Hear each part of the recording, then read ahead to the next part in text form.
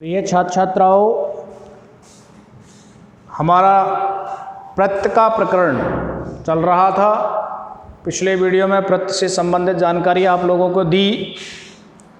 कृत प्रत्य में काफ़ी प्रत्ययों को आपको बताया गया, लेकिन अभी कृत प्रत्य पूर्ण नहीं हुई।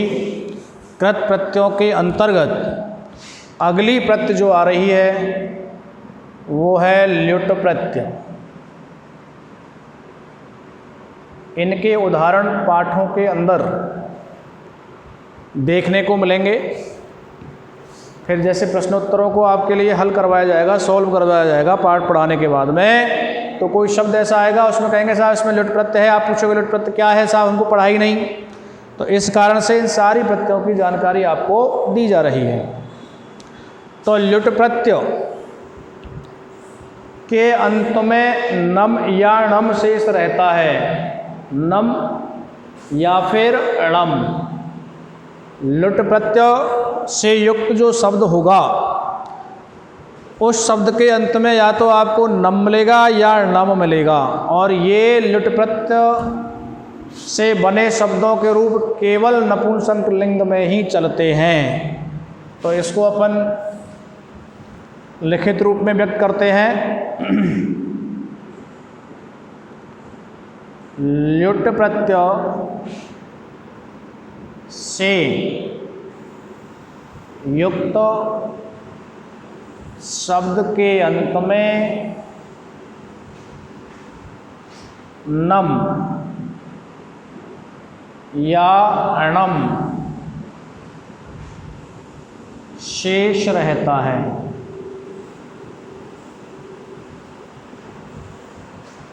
तथा यह प्रत्यय केवल नपुंसक लिंग में ही होती है। ल्युट प्रत्यय से युक्त शब्द के अंत में नम या णम मिलेगा, जैसे अनम, अणम, यणम, नम। और यह प्रत्यय केवल नपुंसक लिंग में ही होती है, जैसे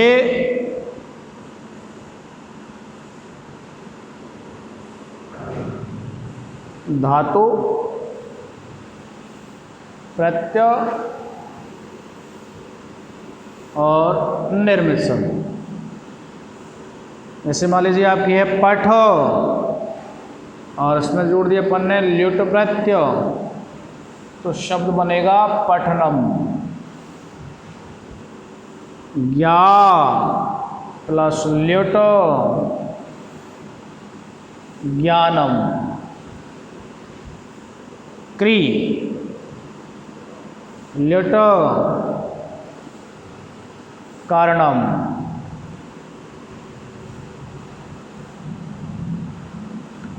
हस प्लस ल्युट हासनम। इस प्रकार से जो निर्मित शब्द होगा, प्रत्यय लगा युक्त जो शब्द होगा उसमें नम या णम, अर्थात आप ऐसे भी बोल सकते हैं इसको, जैसे ठे हलंत वाला था तो ए है अनम, नम, अनम, अनम, अनम या नम, अणम या णम आदि शब्द अंत में शेष रहता है, वो ल्युट प्रत्यय है। अगली प्रत्यय देखते हैं अपन, कतवतु प्रत्यय।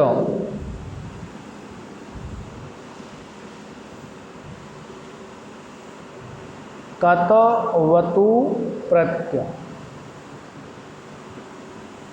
ये भी कृत प्रत्यय की है। कतवतु प्रत्यय, इस प्रत्यय का प्रयोग भी लंग लकार यानी भूतकाल में किया जाता है। इस प्रत्यय का प्रयोग भी लंग लकार, जो कृत प्रत्यय का किया था अपन ने लंग लकार में, तो इसका भी लंग लकार में। इस प्रत्यय का प्रयोग भी लंग लकार यानी भूतकाल में किया जाता है। इस प्रत्यय का प्रयोग भी लंग लकार यानी भूतकाल में किया जाता है। कतवतु प्रत्यय के प्रयोग होने पर, कतवतु प्रत्यय के प्रयोग होने पर, कतवतु प्रत्यय के प्रयोग होने पर पुल्लिंग में, कतवतु प्रत्यय के प्रयोग होने पर पुल्लिंग में तवान, पुल्लिंग में तवान, स्त्रीलिंग में तावती, स्त्रीलिंग, पुल्लिंग में तवान, स्त्रीलिंग में तावती और नपुंसक लिंग में तावत शेष बचता है। एवं नपुंसक लिंग में तावत शेष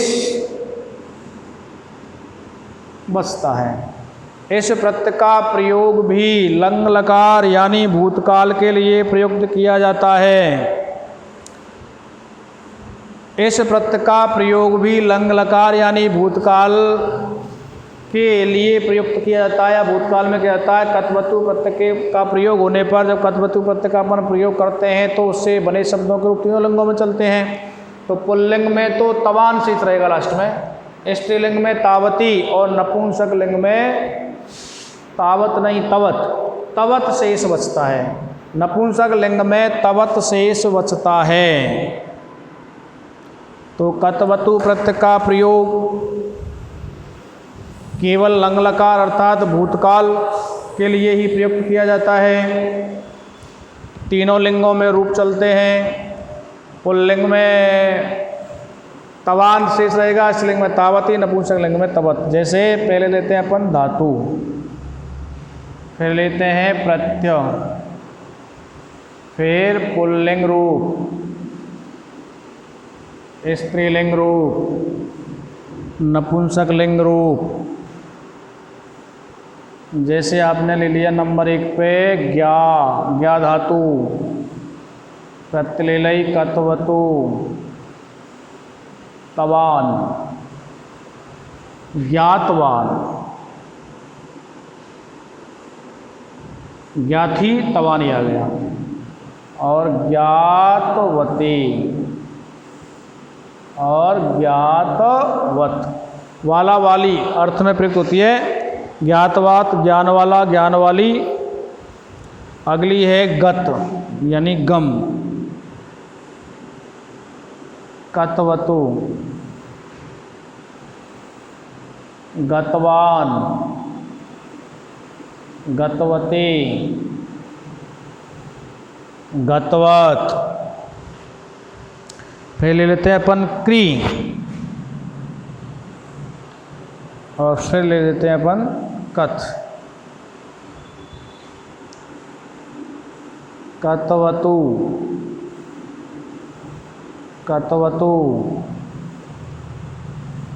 कृतवान, कृतवती, कृतवत, कथितवान,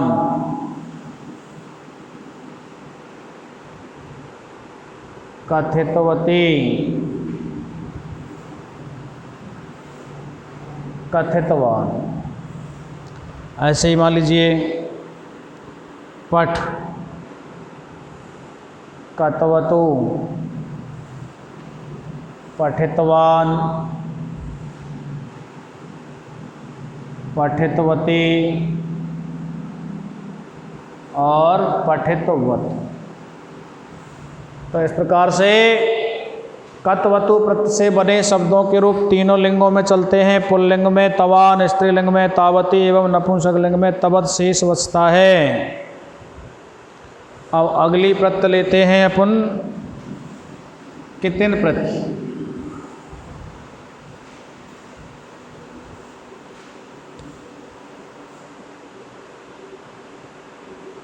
कितिन प्रत्यय यह प्रत्यय भाववाचक संज्ञा बनाने के लिए प्रयुक्त की जाती है। इस प्रत्यय का प्रयोग भाववाचक संज्ञा बनाने के लिए होता है। इस प्रत्यय का प्रयोग भाववाचक, इस प्रत्यय का प्रयोग भाववाचक संज्ञा बनाने के लिए किया जाता है। इस प्रत्यय का प्रयोग भाववाचक संज्ञा बनाने के लिए किया जाता है तथा इस प्रत्यय में के एवं न का लोप होकर के ती शेष रहता है। के और न का लोप होकर के मात्र ती शेष रहता है और ये केवल स्त्रीलिंग में, इस प्रत्यय से बने शब्दों के रूप केवल स्त्रीलिंग में ही होते हैं, अन्य लिंगों में इनका प्रयोग नहीं किया जाता। इस प्रत्यय का प्रयोग भाववाचक संज्ञा बनाने के लिए किया जाता है एवं इस प्रत्यय में के और न का लोप होने पर ती शेष बचता है तथा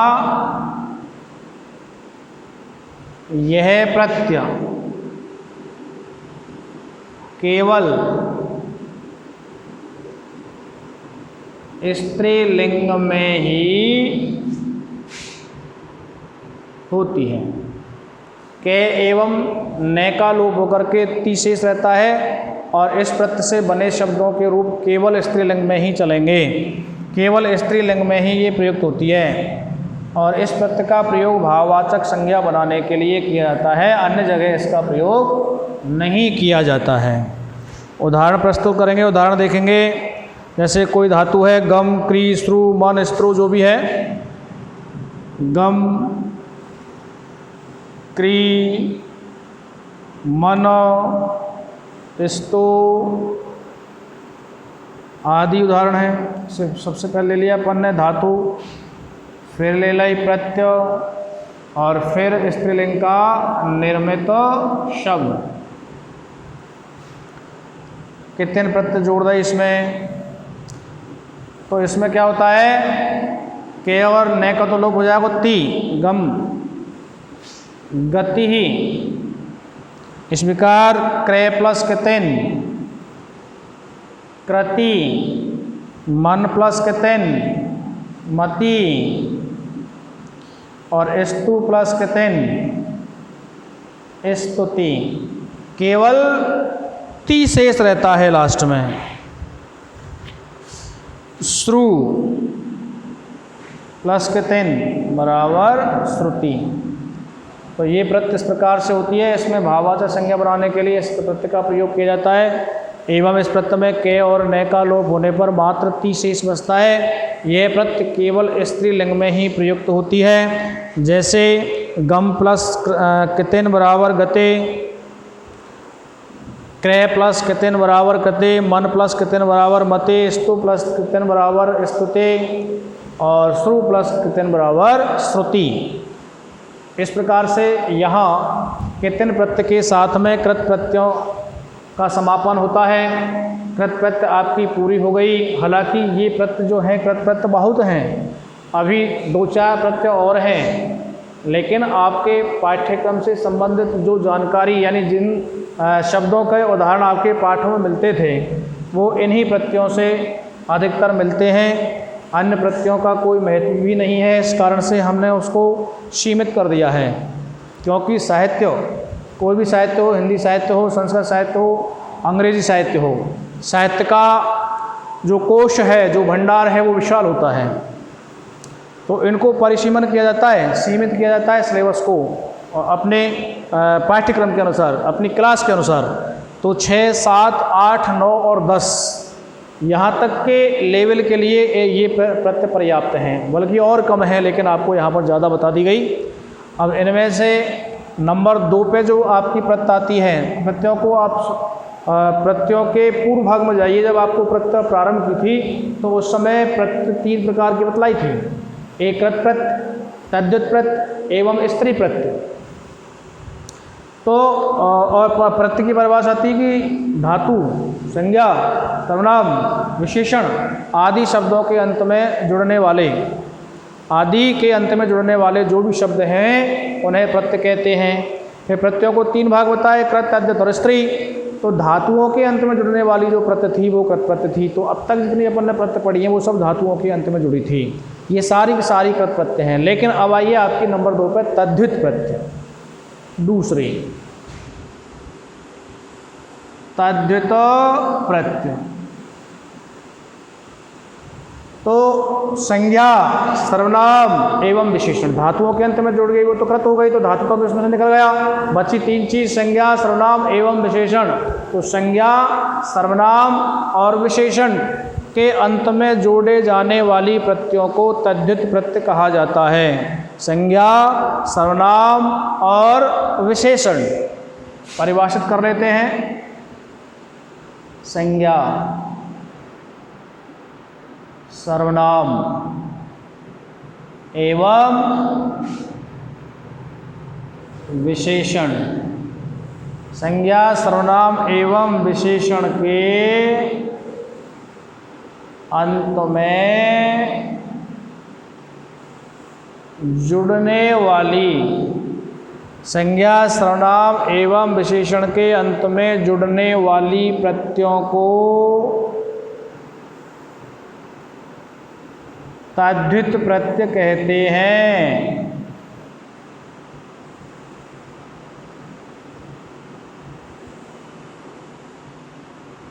संज्ञा, सर्वनाम एवं विशेषण के अंत में जुड़ने वाली प्रत्ययों को तद्धित प्रत्यय कहा जाता है। ये तद्धित प्रत्यय है वो हमेशा या तो संज्ञा के पीछे मिलेगी, संज्ञा के अंत में मिलेगी, या सर्वनाम के अंत में मिलेगी, या विशेषण के अंत में मिलेगी। संज्ञा, सर्वनाम, विशेषण के अंत में जुड़ने वाली प्रत्यय ही तद्धित प्रत्यय कहलाती हैं। ठीक है भैया। अब इसके बाद में तद्धित प्रत्यय कौन कौन सी हैं उनके बारे में चर्चा करते हैं। पाठ्यक्रमानुसार तद्धित प्रत्यय इस प्रकार हैं। नंबर 1 पर ले लेते हैं अपन तरप प्रत्यय।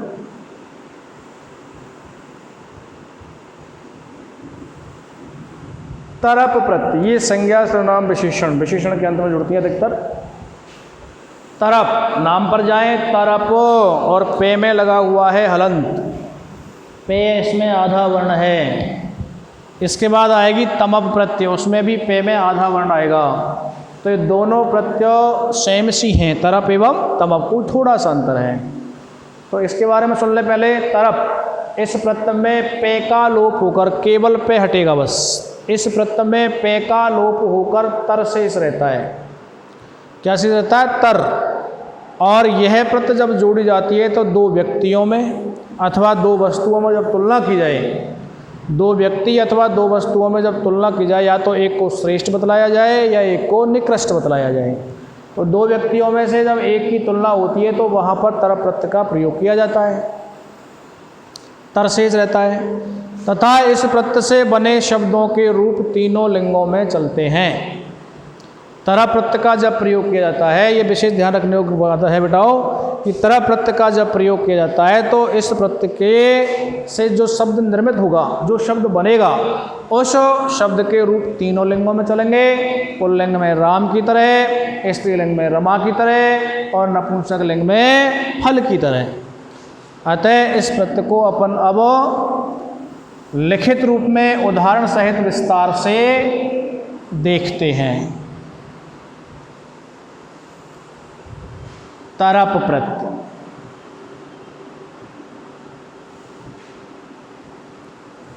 इस प्रत्यय में पे का लोप होकर,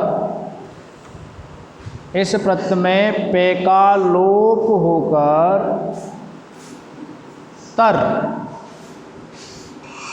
तर शेष रहता है। पे का लोप होकर तर शेष रहता है तथा यह प्रत्यय दो में से, अब दो कौन, या तो व्यक्ति या वस्तु, प्राणी या वस्तु कर देते हैं, दो प्राणियों या वस्तुओं में से एक की तुलना करने पर, यह प्रत्यय दो प्राणियों या वस्तुओं में से एक की तुलना करने पर जोड़ी जाती है तथा इस प्रत्यय से बने शब्दों के रूप, तथा इस प्रत्यय से बने शब्दों के रूप तीनों लिंगों में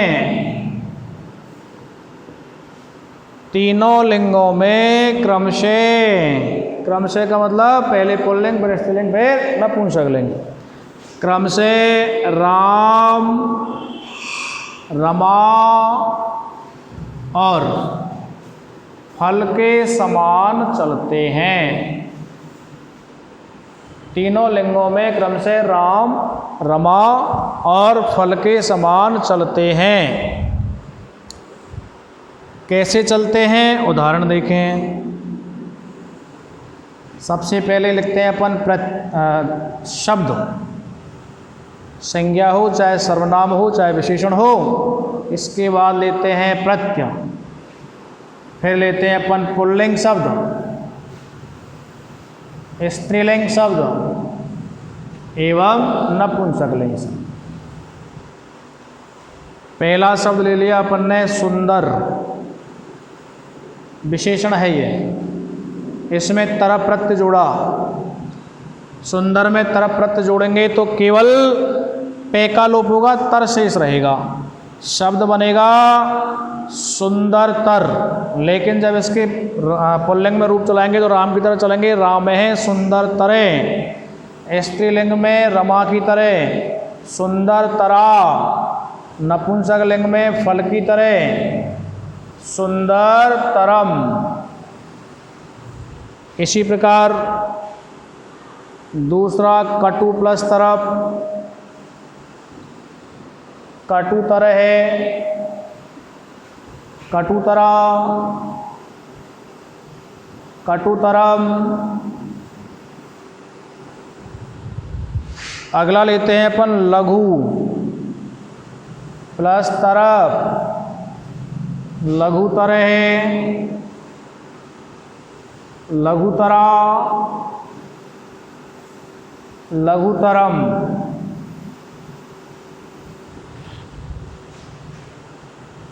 उच्च प्लस तरफ, उच्चतर है, उच्चतरा और उच्चतरम। इस प्रकार से तीनों लिंगों में राम रमा फल की तरह रूप चलेंगे, पे शेष रहेगा। और बहुत से उदाहरण है, निम्न प्लस तरफ, निम्नतरे, निम्नतरा, निम्नतरम। अतः इस प्रत्यय का प्रयोग केवल दो वस्तुओं, दो प्राणियों या दो पशु पक्षी कोई भी हो, उनमें से एक को श्रेष्ठ या निकृष्ट बतलाने के लिए इस प्रत्यय का प्रयोग किया जाता है। तद्धित प्रत्यय के अंतर्गत आती है, धातुओं में नहीं जुड़ती है, ये केवल संज्ञा, सर्वनाम अथवा विशेषण के अंत में ही जोड़ी जाती है। तद्धित प्रत्यय से संबंधित कुछ प्रत्यय और हैं जिनको अगली वीडियो में आपके सामने प्रस्तुत किया जाएगा। धन्यवाद।